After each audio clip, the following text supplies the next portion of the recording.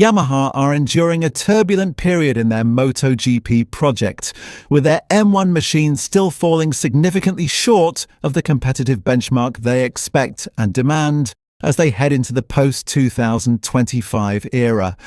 The once formidable manufacturer has slipped further behind its European rivals, and their lack of pure performance has left 2021 World Champion Fabio Quartararo battling in the fringes of the top 10 rather than fighting up front where his talent belongs. The Frenchman has been transparent about his frustrations and faces a career-defining decision regarding his future. With his current contract running through to the end of 2026, the final year before the sport's major technical regulations shift, Quartararo must determine whether Yamaha's long-term vision can genuinely return him to championship-winning form. The rider market is already shaping up to be an explosive one, with Quartararo widely expected to be the most sought-after star should he choose not to renew. Aprilia have already positioned themselves as a serious contender for his signature, and the rest of the grid will be watching closely as the early rounds of 2026 unfold. If Yamaha fail to show a meaningful step forward, they risk losing their talisman. Yamaha's ambitious switch to a V4 engine, a fundamental departure from their decades-long inline-4 philosophy, is being billed as their final shot at redemption. The V4 powertrain is seen as essential to closing the horsepower deficit to Ducati, KTM and Aprilia. However, progress has not been straightforward. Team director Maio Meregali has now publicly admitted that several stumbling blocks have disrupted development. Unfortunately, there have been a few setbacks that have prevented us from working as hard as we would have liked, Meregali told Moto.it. But it seems that the base came about quite well.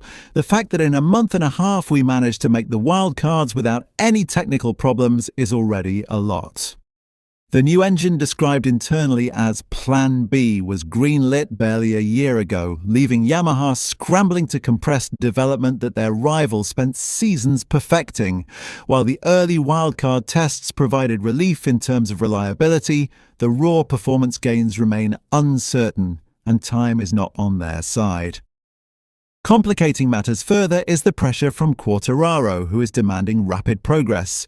Yamaha fear being forced to rush upgrades that are not fully ready, potentially compromising long-term success for short-term appeasement. There is a compelling, if painful, argument suggesting that a post-2026 departure may ultimately serve the best interests of all parties. For Quartararo, these are the peak years of his career. Remaining loyal to Yamaha carries the emotional weight of staying with the manufacturer that believed in him early. But loyalty does not rewrite lap times. And right now, the M1 is often little more than a tool for survival in the midfield. A move to Aprilia or to a Ducati satellite team would immediately return him to a machine capable of regular podiums and victories, something Yamaha simply cannot guarantee at present. And with the competitive landscape shifting rapidly in favour of European innovation, staying may only prolong frustration. Meanwhile, Yamaha could reset their rider lineup entirely for the 2027 rule change, surrounding their new V4 project with fresh expectations rather than the burden of former glory. For now, Yamaha insist their rebuild is on track, setbacks and all. But MotoGP is unforgiving and the clock is ticking loudly in Iwata. If the new V4 does not deliver a clear leap forward next season, Yamaha risk losing not just their superstar, but potentially their place among the sport's elite manufacturers. As the paddock braces for a seismic 2027, one thing is certain: both Yamaha and Quartararo are running out of time and excuses. Yamaha's difficulties can also be traced to the evolving competitive landscape of MotoGP. Their approach, once celebrated for its precision and agility, has been gradually overshadowed by the brute force and acceleration of the V4-powered bikes surrounding them. Ducati's relentless innovation and KTM's rapid growth have shifted the sport's direction, leaving Yamaha reacting rather than leading. That reactive posture has cost them dearly in development speed and rider confidence. Quartararo's body language in recent seasons has often told the full story. A rider known for his aggressive yet flowing riding style has seemed more cautious, even constrained as he battles against the limitations of his machine.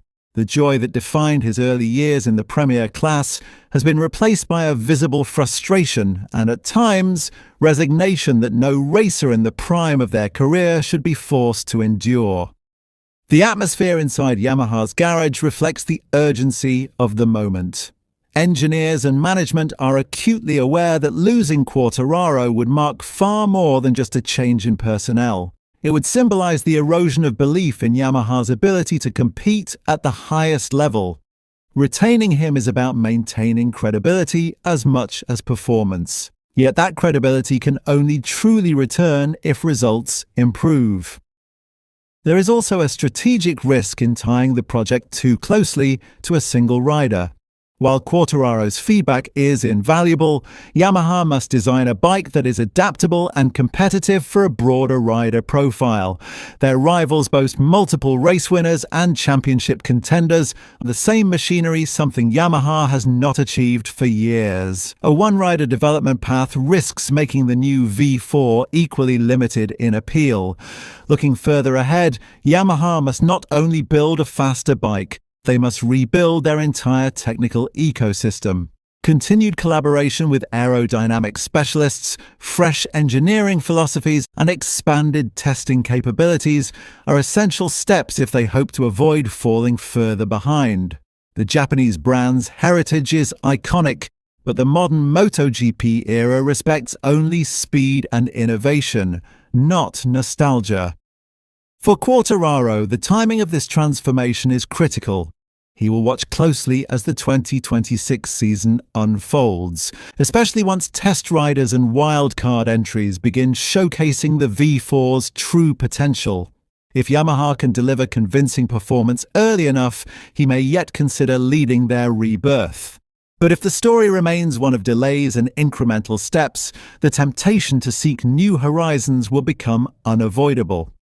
In the end, both Yamaha and Quartararo stand at a crossroads.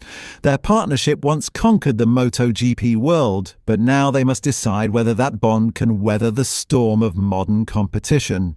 The next year will not only shape a career, it will determine whether Yamaha can reclaim their place among the giants or fade into a supporting role in the next era of MotoGP.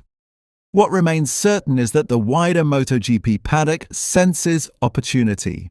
Rivals will continue to circle, keen to lure one of the sport's most gifted riders into their own title projects.